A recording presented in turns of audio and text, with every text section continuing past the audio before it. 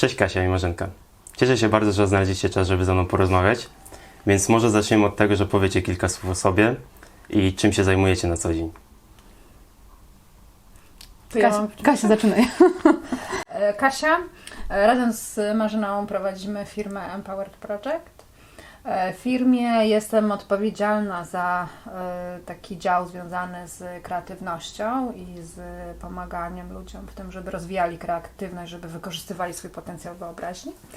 A drugi filar naszej działalności, który jest bardzo mocno zaangażowany, to jest taki temat work-life balance i well-beingu i także propagowania tego wśród ludzi, pokazywania, że to jest coś, co każdy może osiągnąć. Marzena Wieczorek z Empowered Project. Z Kasią prowadzimy naszą firmę. Ja jestem bardziej w niej odpowiedzialna za cały filar zarządzania projektami, czyli pomagamy firmom i też osobom, które są zaangażowane w projekty, w tym jak zarządzać nimi w bardziej efektywny sposób, w przyjemniejszy sposób, nie spalając się, nie wypalając się zawodowo. Wykorzystują swoją wyobraźnię i zachowują work-life balance. To wszystko się po prostu u nas bardzo mocno łączy. Także to, że nawet jak mamy taki podział trochę między nami tej tematyki, to i tak bardzo mocno pracujemy razem nad każdą właściwie. Myślę, że właśnie głównym tematem naszej rozmowy jest Wasza firma, którą Marzena stworzyła, więc może właśnie zaczniemy od historii firmy. W ogóle jak doszłaś do tego, że pomyślałaś o tym, że może to czas, żeby założyć własną firmę i jaki cel Tobie przyświecał, żeby to zrobić? Myślę, że podwaliny w posiadaniu własnej firmy wywodzą się mocno z moich wartości. Mam tak mocno zakorzenioną wolność i niezależność i udawało mi się w mojej pracy zawodowej zawsze mieć takie stanowisko, które dawało mi tą wolność i niezależność. 15 lat temu, zaraz po studiach magisterskich, zaczęłam pracę w Irlandii w firmie zajmującej się nauką języków obcych i tam nauczyłam się zarządzać projektami. Tam też zaczęłam uczestniczyć w wielu projektach międzynarodowych i widząc po sobie, co taka praca może zrobić z człowiekiem, to znaczy, że ona jest po prostu niesamowicie wymagająca, niesamowicie wciągająca, wymagająca wielu godzin zaangażowania, też swoich zasobów, wielu wyjazdów, szczególnie jeśli to są projekty międzynarodowe, doszłam do wniosku, że ja sama tak nie chcę już pracować. Zaczęłam więc tworzyć własne narzędzia, testować je w swojej firmie, w której pracowałam i okazało się, że one mi pomagają i pomagają też moim kolegom i koleżankom. I później przyszedł taki czas, że doszłam do wniosku, że jeśli te narzędzia są takie efektywne w naszej pracy, że one tak naprawdę mogą też pomóc innym osobom. I 4,5 roku temu urodziła się Empowered, czyli firma, w której teraz obie pracujemy z Kasią. I tak naprawdę pierwszym tym głównym filarem, którym w tej firmie rozwijałam, było właśnie zarządzanie projektami. Zaczęłam organizować szkolenia w Irlandii, podczas których, że tak powiem, wyrywałam ludzi, project managerów z ich własnego środowiska biurowego i zapraszałam ich na takie 5-dniowe wyjazdy w góry na Connemarze w Irlandii, w którym tak naprawdę nic oprócz dziczy i owiec i pięknych widoków nie ma, tak. Ale dzięki temu, że codziennie organizowaliśmy zajęcia outdoorowe, codziennie w jakiś sposób namawiałam moich uczestników do tego, żeby wychodzili ze swojej strefy komfortu, a jednocześnie, żeby też tak odnajdywali taką energię wewnątrz siebie, to później warsztaty zarządzania projektami, które prowadziłam, okazywały się naprawdę skuteczne i więc od tego zaczęliśmy. A później, rok później zaprosiłam Kasię do współpracy.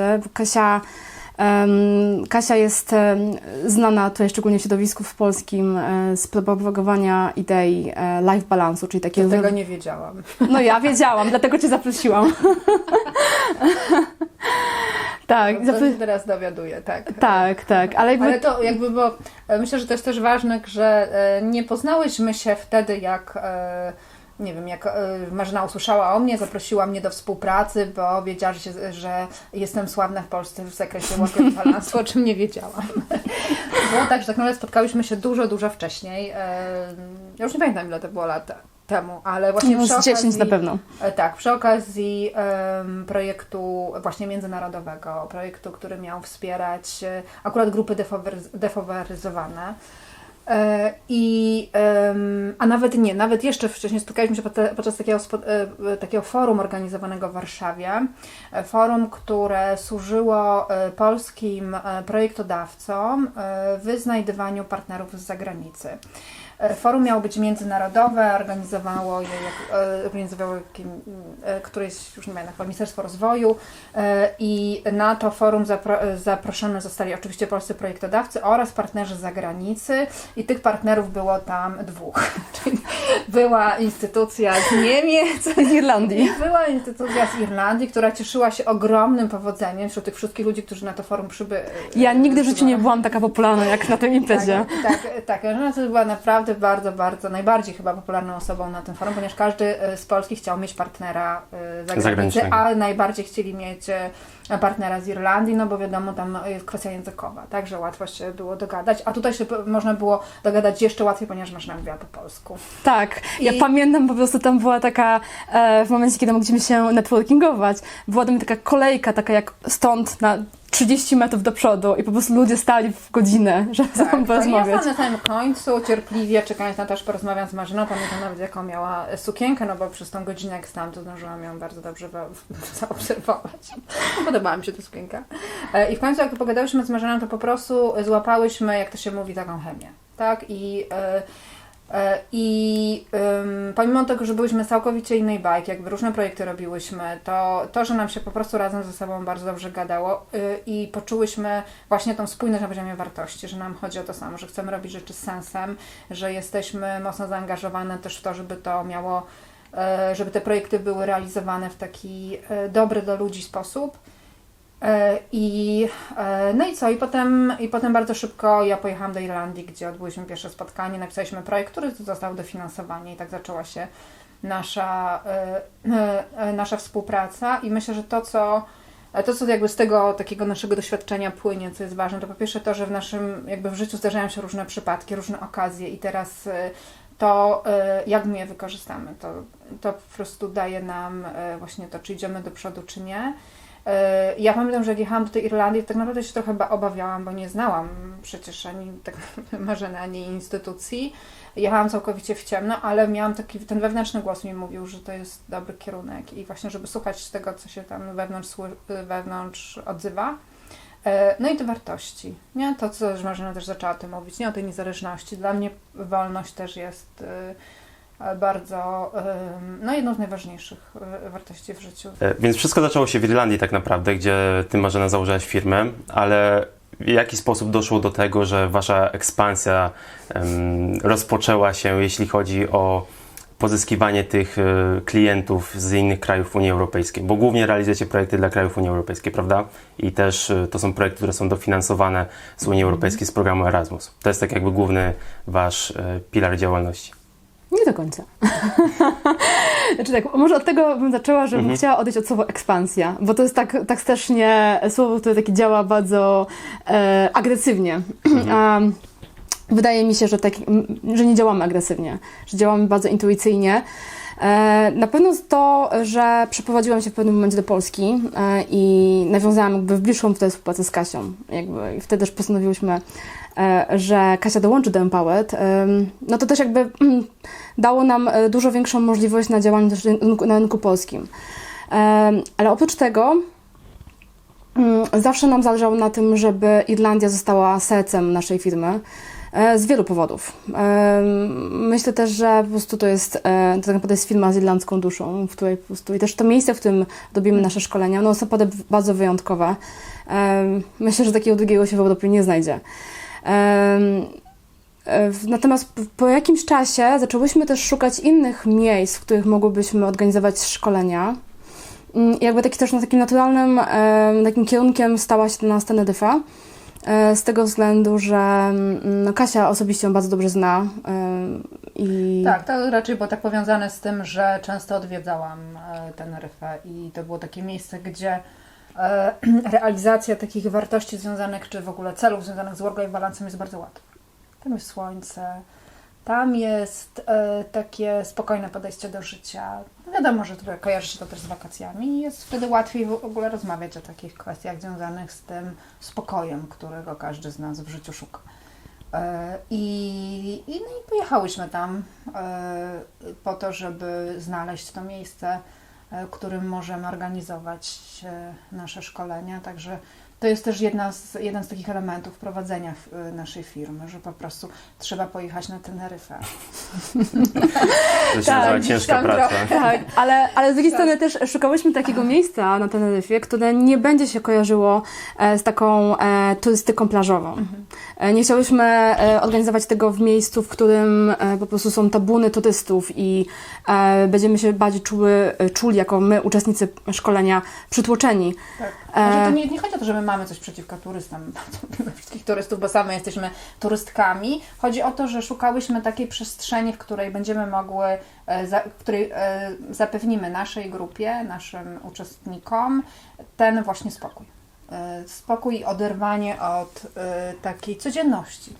Tak, i też na tej Teneryfie korzystamy bardzo z modelu, który nam się sprawdził w Irlandii, czyli na naszych zajęciach, które akurat na Teneryfie mamy jeden kurs, który nazywa się Life Balance, czyli jakby równowaga życiowa, więc są tam wszystkie elementy, które staramy się przekazać uczestnikom. Tam jest aktywność fizyczna, tam jest zdrowe gotowanie, tam jest mindfulness czy medytacja. Tak.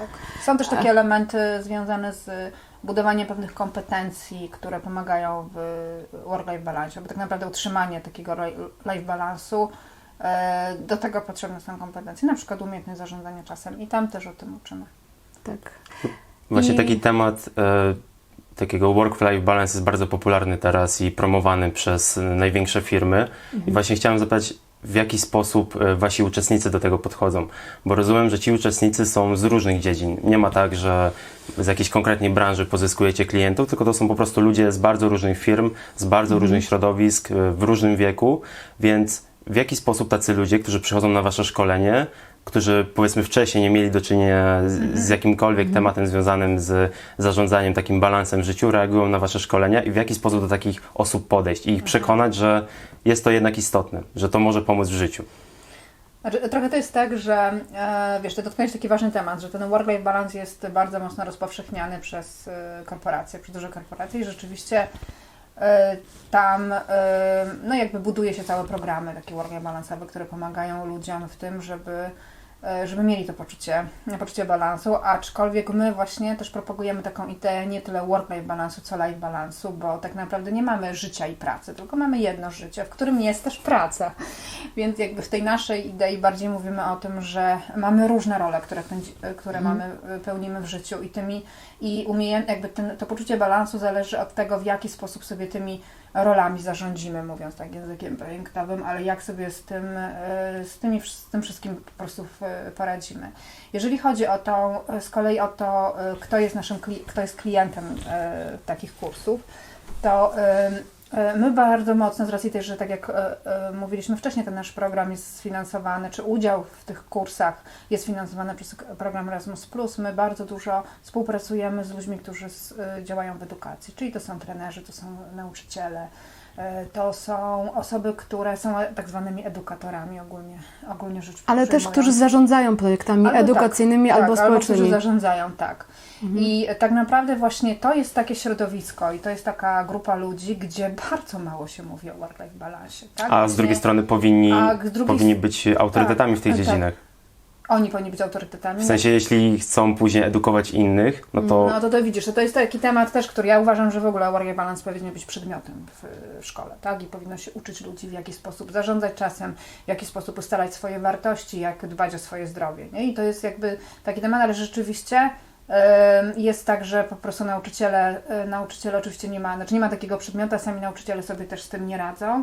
I to jest tak, że... Też, a jeszcze według najnowszych w ogóle badań wynika, że edukatorzy to jest grupa społeczna, która jest najbardziej narażona na wypalenie zawodowe. To jest grupa, która nam się może wydaje, że zbyt dużo nie pracuje, ale jednak dużo czasu poświęcają na podnoszenie swojej kompetencji, na pracę poza godzinami lekcyjnymi, a która też nie dostaje jakby takich wynagrodzeń, prawda, jak w korporacjach czy w dużych firmach. Tak, także tam ten temat jest i oni po prostu, jak pytałeś to, jak do tego podchodzą, czy są tym zainteresowani, oczywiście, że nie są bardzo zainteresowani, oni chcą się tego nauczyć, oni chcą mieć po prostu w życiu lepiej, tak, bo to w tym chodzi, więc otwarci są na to wszystko, co im proponujemy na szkoleniach bardzo.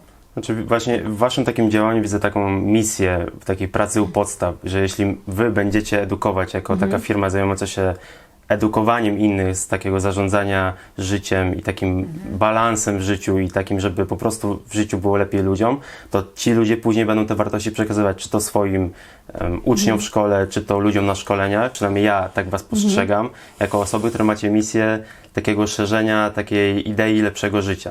Wiesz co, my o tym dzisiaj rozmawiałyśmy, że może w tym jest jakieś takie trochę marzenie posiadania chociażby niewielkiego wpływu na to właśnie, że jeśli my wychodzimy z takiego założenia, że jeśli z naszego kursu wróci osoba i zastosuje chociażby jedno narzędzie, chociaż jedna rzecz tam gdzie zaklika i będzie chciała po prostu prowadzić to w życie, to dla nas już to olbrzymi sukces.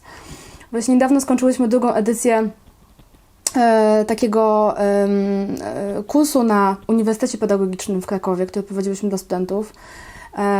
To jest coś, co naprawdę bardzo lubimy z Kasią robić, bardzo lubimy uczyć studentów. I uczyłyśmy ich kreatywności, ale także zarządzania emocjami i właśnie zarządzania tą równowagą życiową. W jaki sposób możemy regenerować swoją energię, żeby to życie było jakieś takie pełniejsze, szczęśliwsze. Więc to są... Część z tych osób będzie przyszłymi edukatorami, więc mamy taką nadzieję, że gdzieś to nam dalej pójdzie. Ale wiesz, Dawid, u nas to też jest tak, że to, czego uczymy, to nie jest jakby taka sucha teoria. My to wszystko jakby poczułyśmy na swojej skórze. Obie mamy już jakieś doświadczenie zawodowe za sobą w różnych sektorach. Kasia w prywatnym sektorze, też w sektorze NGS-owym, ja tak samo. Borykałyśmy się z różnymi wyzwaniami w życiu. Obie pełnimy różne role w rodzinach, w pracy, więc to wszystko, o czym mówimy, o czym piszemy na naszym blogu, wywodzi się mocno z tego, jak my żyjemy i czego my się nauczyłyśmy i czegoś dalej uczymy.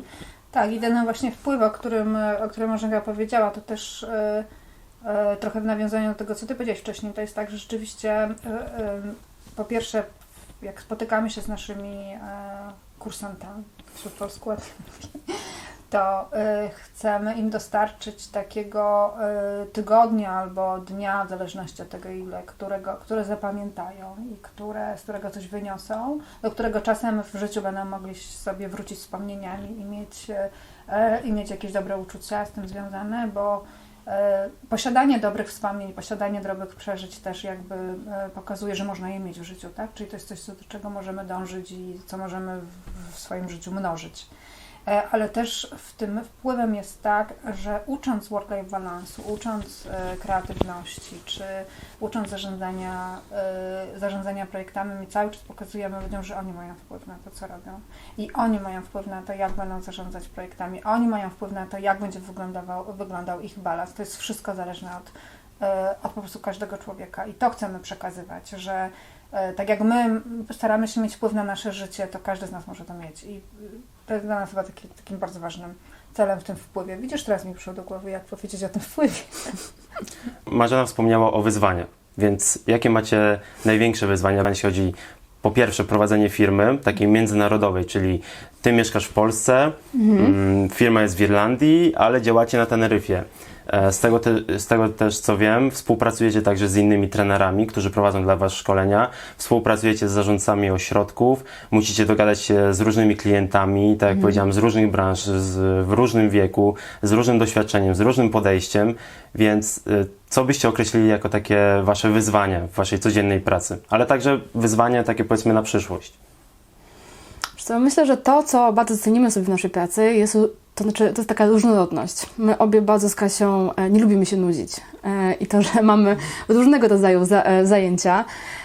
Tak jak się powiedziałaś, od organizacji kurs, takiej logistyki, po rekrutację uczestników, po czasami pomoc w przygotowaniu wniosków aplikacyjnych, po prowadzenie szkoleń, po prowadzenie zajęć dla studentów. Zaczęłyśmy teraz 2 bardzo duże projekty, jeden badawczy, Horizon 2020, a propos takiego dużego tematu Open School. Zaczęłyśmy teraz kolejny temat, który będziemy uczyć kreatywności i otwartości na zmianę młodych ludzi w Europie. To jest taki projekt z Uniwersytetem w Finlandii, w Turku i z 2 organizacjami w Luksemburgu i we Francji. Więc jakby to wszystko, dużo się tutaj dzieje, prawda? Dużo różnych rzeczy. Ja myślę, że to jest taka różnorodność nas napędza, ale oczywiście to też są wyzwania. I wiesz co, my też się nauczyłyśmy słuchać tego, o czym Kasia powiedziała, tego wewnętrznego głosu. Czyli tak trochę sobie odpowiadać na pytania, w jakie projekty chcemy wchodzić, co chcemy robić. I myślę, że pewne doświadczenia życiowe, które też nabyłyśmy, pozwalają nam teraz czasami powiedzieć nie, odmówić. Czyli po prostu jesteście takie selektywne, jeśli chodzi o dobieranie projektów? Tak, jesteśmy bardzo selektywne teraz. Nawet jak Bardzo sobie cenimy swój czas teraz i energię. Tak, nawet użyłam dzisiaj takiego określenia, że w tym biznesie trochę jesteśmy egoistyczne. Że po prostu i to nie o to chodzi, że nie chcemy pomagać, bo się liczy dla nas tylko nasz czas, tylko chodzi o to, że jakby mamy swój pomysł na ten biznes, który bardzo mocno jest zasadzony w naszych wartościach i po prostu z tego nie rezygnujemy. Więc jeżeli zdarza się na przykład nam jakaś, nie wiem, oferta, jakaś usługa, czy coś do zrobienia, na czym mogłybyśmy zarobić jakieś pieniądze, ale wymagałoby to od nas zrobienia rzeczy, których po prostu już nie chcemy robić, to z tych pieniędzy zrezygnujemy. Także bardziej nam zależy na tym, żeby robić rzeczy, które są dla nas ważne, ciekawe.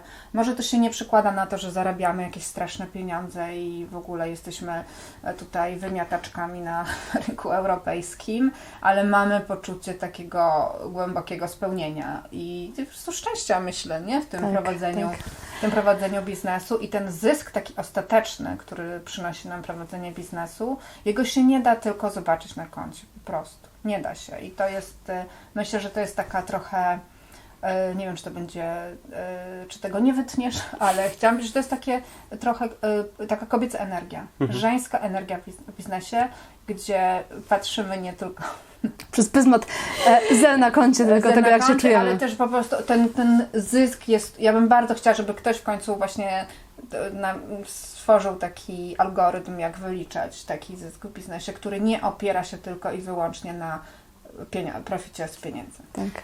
Jest też takie powiedzenie w angielsku, ono brzmi make choices that liberate you. Czyli wybieraj te rzeczy, które Ciebie uskrzydlają, które Ciebie uwalniają. I powiem Ci, że to jest coś, czego zawsze się pytam samą siebie, albo z Kasię pytam, czy wchodzimy w to, bierzemy to zlecenie, czy co ono nam takiego da, czy ono nas uskrzydli, czy czujesz to, czy czujesz te motylki w żołądku. I myślę, że to też takie jest, że to jest taka zmiana u nas w naszej firmie, ponieważ jak zaczynałyśmy, czy jak ja zaczynałam, to oczywiście brałam garściami wszystko co przychodziło, ale wiesz, to każdy z nas ma ograniczoną energię, nie? To, że miałam dużo zajęć, dużo zleceń, niekoniecznie jakichś takich fantastycznych, one po prostu mnie blokowały, ponieważ nie byłam w stanie się rozwijać w innych miejscach. Myślę też, że perspektywa choroby, którą przeżyłam, leczenia, które odbywało się dokładnie rok temu, leczenia onkologicznego, dało mi i Kasi taką olbrzymią perspektywę w ogóle, żeby się zatrzymać i zapytać siebie, czy to życie, które do tej pory miałam, czy ta praca, którą do tej pory miałam, czy ta empowered, która do tej pory była, czy ona dalej taka musi być, czy po prostu, czy ja dalej tego chcę. Wspomniałeś właśnie o swoim leczeniu i myślę, że to jest dość bardzo ważny temat, jeśli chodzi o wasz ostatni rok działalności waszej firmy, ale myślę, że właśnie skupimy się na tym, jak to wszystko wyglądało właśnie podczas twojej choroby. Jeśli chodzi o takie zarządzanie firmą, jeśli chodzi o taką współpracę między tobą a Kasią, jeśli chodzi o w ogóle organizowanie czegokolwiek i pracę z innymi. No to jest taki dosyć trudny temat, bo wiecie, jako osoba, która też uczy ludzi w jaki sposób żyć zdrowo, okazuje się, że w wieku 37, 6 lat jeszcze wtedy dostaję taką diagnozę, że mam niesamowicie agresywny nowotwór. No i wiadomo, że jakby po prostu pierwsza reakcja każdego człowieka jest, to jest po prostu, to jest panika, to jest strach, to jest po prostu złość, smutek. Ale miałam w tym wszystkim, myślę, że dużo szczęścia i też dużo szczęścia też do ludzi, którzy byli wokół mnie. Moje leczenie przeszło bardzo, bardzo pomyślnie, bardzo szybko, chociaż ono wymagało ode mnie od tego, że połowę mojego czasu spędzałam w szpitalu. 2 tygodnie w szpitalu, 2 tygodnie w domu. I pytasz się o prowadzenie firmy. Wiesz co, ja się na tyle dobrze czułam i też czułam, że nie chcę pozbywać się takiego filaru, na którym stałam. Jednej z moich takich kończyn, którą była moja praca, którą zawsze kochałam. Więc obiecałam sobie, że dopóki będę w stanie z Kasią, która mi wtedy jakby przejęła ode mnie wiele rzeczy, wiele obowiązków, że po prostu będę starała się pracować. Mamy też takich parę fajnych zdjęć z tego czasu z Kasią, kiedy jeszcze oddziały były otwarte, bo nie było pandemii. Kiedy Kasia do mnie przychodziła, robiłyśmy sobie cotygodniowe spotkania. Kasia w takim jeszcze fatuchu ubrana, zamaseczkowana. Tak, wyglądałam, jakbym się przygotowała do pandemii. Tak. Znaczy, ja po prostu kojarzę, bo też odwiedzałem cię w szpitalu, jak jeszcze było to możliwe, że twoja postawa była taka bardzo waleczna pod takim względem, że z jednej strony byłaś bardzo pozytywnie nastawiona, jeśli chodzi do leczenia, że wierzyłaś w to, że zostaniesz szybko wyleczona, a z drugiej strony właśnie chciałaś być czymś zajęta. Niestety szpitalna codzienność jest taka, że wiele pacjentów po prostu przychodzi. Ja myślę, że to jest też taka metafora do tego, jak my czasami podchodzimy do życia, że po prostu bierzemy to, co nam dają i po prostu jesteśmy takimi biernymi uczestnikami tego całego przedsięwzięcia, którym albo jest leczenie, albo w ogóle życie, nie? Czy praca. Ja taka nigdy nie byłam. Tak jak rozmawialiśmy o tej wolności, o niezależności, ja zdawałam oczywiście sobie sprawę, że to moje życie będzie przewrócone do góry nogami, ale też jakby wiedząc, że po prostu im więcej takich filarów mamy w życiu, na których możemy stać, czyli to jest właśnie, nie wiem, twoja pasja, to jest twoja rodzina, to jest twoje zdrowie, praca, hobby, im więcej tego mamy, to w momencie, kiedy przychodzi zmiana, a zmiana przychodzi zawsze, czyli po prostu coś nam zabiera, to dalej mamy 2, 3 nogi, 4 ręce, na których możemy się oprzeć. Rozumiesz, co chodzi, nie? Ja sobie zdawałam sprawę, że jeśli ja teraz stanę się takim biednym pacjentem, który po prostu przychodzi, kładzie się, daje rękę do chemii i leży, to po prostu, to ja sobie sama po prostu obetnę wszystko to, na czym stałam. Więc w miarę możliwości starałam się ćwiczyć. Z Kasią potacowałyśmy, więc ja miałam w ogóle takie poczucie, że okej, ja dalej mam moje życie, ono jest trochę inne teraz, jest to zmiana, ale adoptuję się. Jakby przez całe życie się do tego przygotowałam, do adaptacji. To było takie, powiedziałabym, takie ekstremalne testowanie tych różnych rozwiązań work-life balance'owych, które my ludziom proponowaliśmy, tak? Czyli po prostu tutaj marzenie się zawalił, to najważniejszy filar związany ze zdrowiem i rzeczywiście zadziałało to, że ona miała miała tak wiele innych ważnych rzeczy w swoim życiu, które ją utrzymywały przy tym życiu. I jeszcze taką jedną rzecz, którą chciałam powiedzieć, ale mi wyleciała z głowy, przepraszam. Znaczy, ja to tak patrzę z takiej perspektywy, że spotkałem bardzo wiele osób, które zachorowały na nowotwór, bo w dzisiejszych czasach jest to bardzo, chciałoby się powiedzieć, powszechna i często występująca choroba, ale tak jakby twoja postawa podczas tej choroby była zgoła inna, bo też na tym oddziale, miałem okazję na takich oddziałach być. Jest to dość smutny widok, nie oszukujmy się, i taki skłaniający do myślenia. A tutaj była taka Marzenka, która siedzi z laptopem i coś tam robi, pracuje, tak jak czy to z Kasią właśnie, jak jeszcze była taka możliwość, pracowała i się konsultowała, będąc w tym szpitalu. Więc myślę, że twoja postawa jest takim można powiedzieć, wzorcem jak trzeba do tego podejść, do takiej zmiany, która jest dość dużą zmianą, bo nie wiadomo, co przyniesie. Z jednej strony może być tak, że leczenie przyniesie ozdrowienie, tak jak w Twoim przypadku, i bardzo szybkie wyleczenie, i później nie będzie trzeba się aż tak bardzo o to martwić, ale z drugiej strony zawsze to z tyłu głowy jest, że może się to skończyć bardzo źle. Tak, znaczy tutaj, wiesz, to nie jest tak, że ja po prostu przebiegłam z uśmiechem na twarzy te 6 miesięcy i po prostu... Znaczy zdaję sobie sprawę. To było wiele takich czynników, które mi pomogły. Myślę, że to taka bardzo duża otwartość na to, co może mi pomóc. Rozmowy z psychoonkologiem na oddziale. Fantastyczna sprawa. W takich momentach właśnie, kiedy przychodziły mi myśli, poczytajmy o tym, ile osób zmarło na nowotwór, nie? I jeśli ktoś był znany, miał pieniądze i on umarł, to czemu ma mi się udać? Wiesz co, ale tak też wracając do tego, że wydawało mi się, że jestem taką super zdrową osobą i zdrowo żyjącą i też jakby świadomą tego life balansu, czyli ćwiczącą, wcześniej biegającą maratony, triatlony, zdrowo się odżywiającą. Jakby też miałam pracę marzeń, latałam na Teneryfę, do Irlandii, więc jakby coś, ale miałam takie poczucie po prostu, że coś tutaj nie zaklikało, nie? Że jednak to jak prowadziłyśmy Empower do tej pory, nie? Czyli po prostu praktycznie taki bieg, nie? Taki w ogóle... Pogoń. Taka pogoń. Ja mam taką ostatnią w ogóle wizję, że ja w sensie pędziłam w takim pociągu, takim japońskim pociągu, najszybszym na świecie, żeby po prostu, wiecie, jak najszybciej dotrzeć do celu, ale no to tym celem to jest śmierć. Koniec mojego życia. A teraz taka mam poczucie, że tak bardziej siedzę na takiej bryczce z końmi, nie? I sobie powoli Przystankami. z przystankami zastanawiam się, tu piję kawę, tutaj sobie, nie wiem, macham kwiaty.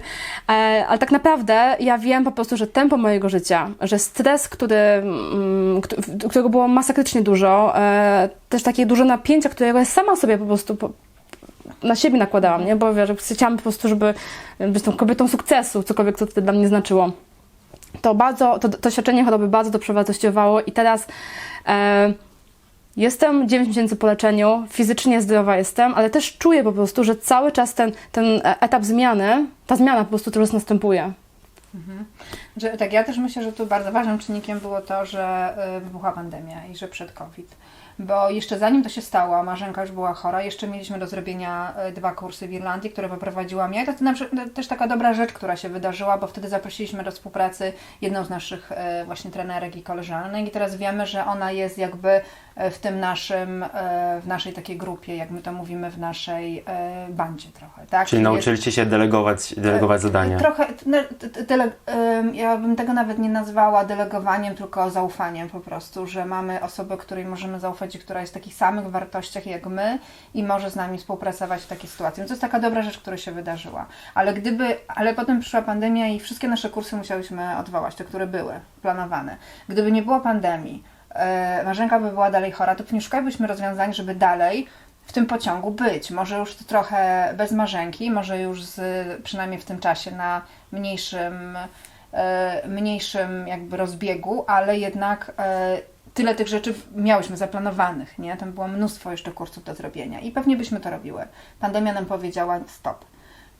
I oczywiście to nie jest, nie można jakby powiedzieć, że pandemia jest czymś dobrym w ogóle, ale to jest znowu właśnie to, jak podchodzimy do tej zmiany, nie? Do czegoś, na co nie mamy wpływu, bo na to tak samo, jak Marzena nie miała wpływu na to, że się chorowała, tak samo nie mieliśmy wpływu na tę pandemię. My w tej pandemii znowu odnalazłyśmy jakiś cel dla naszego biznesu, taki inny, nowy właśnie, który bardziej nam pomoże żyć w takim spokoju, tak jak można mówić, na tej bryczce. Tak?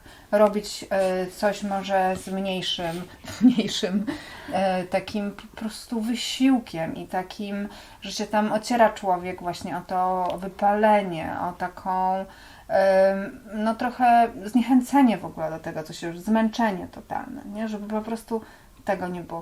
Chcemy lekko podchodzić do naszego Tak, biznesu. a co jest w ogóle bardzo ciekawe, że odkąd przyjęłyśmy tą nową metodę, tą nową taki w ogóle sposób działania, po prostu projekty czy zlecenia, które dostajemy w ogóle są dużo ciekawsze.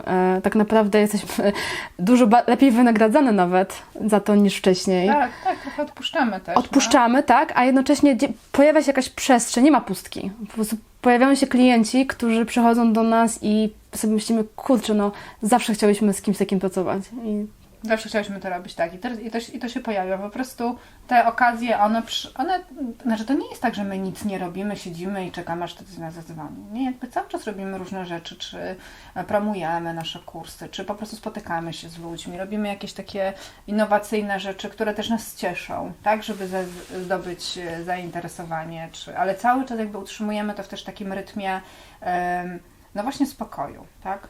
Mamy piątki, zaczynamy od wspólnej jogi. Pilnujemy się nawzajem, czy dzisiaj medytowałaś, tak? A czemu nie medytujesz? Podsyłamy sobie nawzajem różne inspiracje dotyczące tego, jak przyjechałeś dzisiaj, widziałeś, jakie śniadanie było dobre, przygotowane. Dbamy o dietę. Po prostu bardzo dbamy o siebie też w tym wszystkim, tak? Jakby tu naprawdę w tym prowadzeniu biznesu chodzi też o nas bardzo mocno. Myślę, że to jest związane właśnie z tym, co powiedziałyście, że z jednej strony właśnie jesteście selektywni, jeśli chodzi o klientów, projektów, w które się angażujecie, a z drugiej strony bardzo wdrażacie to, czego tak naprawdę sami uczycie innych. Więc poprzez to sami się uczycie, że dbacie o siebie, wdrażacie te rozwiązania, testujecie na sobie. W drugą stronę, że my po prostu dbamy o siebie i sprawdzamy na sobie coś, co działa. Jak widzimy, że to działa, to tym się dzielimy. Nie? Jeżeli coś nie działa, bo też się czasem zdarzają nie wiem, czy jakieś techniki, nie wiem, metody, czegoś tam i to po prostu dla nas nie funkcjonuje, to tym się nie będziemy dzielić. Nie? Jakby, bo nie jesteśmy do tego przekonane, nie wiemy, że tym można pracować, więc tym się nie dzielimy. Nie? Ale wiele rzeczy, którymi się dzielimy, po prostu sprawdzamy na sobie i mamy wtedy takie przekonanie, że jesteśmy w tym autentyczne, uczciwe i po prostu takim szacunkiem dla drugiego człowieka. W takim razie ja życzę Wam tego, żeby Wam się dobrze układało, żeby Wasz biznes się rozwijał, ale chciałbym Was zapytać o Wasze motto. Czy macie takie motto, którym się kierujecie, biznesowym? Wiesz co, moim osobistym jest to, o którym wspomniałam wcześniej, czyli make choices that liberate you, nie? I to jest jakby taki drogowskaz, który ja czuję wewnątrz siebie. Kasia... Ja moim ostatnim mottem jest to, że właśnie chcę pracować 6 godzin, 5 dni w tygodniu, to jest moje motto, ale tak, zapytałam naszego współpracownika Dimunda z Irlandii, trenera, terapeutę, bardzo doświadczonego trenera, który naprawdę przekazuje nam ogromną wiedzę dotyczącą mindfulnessu. I zapytam go to, jakie jest Twoje motto, które możemy podpisać z Ciebie. I on powiedział, wiesz co, zawsze w tym wszystkim jeszcze można się napić piwa.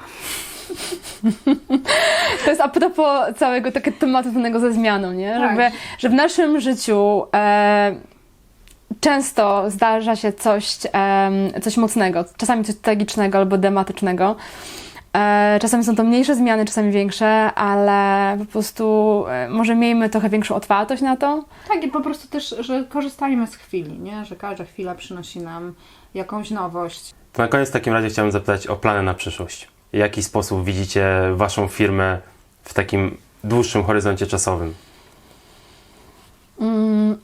To jest dobre pytanie, na które staramy się... Tak, ja mam bardzo konkretne plany związane z Empowered. Chciałabym pracować w Empowered na cały etat. Teraz jestem jakby przez pół etatu zaangażowana we współpracy z Marzyną. Chciałabym na cały etat i chciałabym pracować nie więcej niż 6 godzin przez 5 dni w tygodniu. To są moje plany. Oprócz tego mamy też nasze cele i plany biznesowe.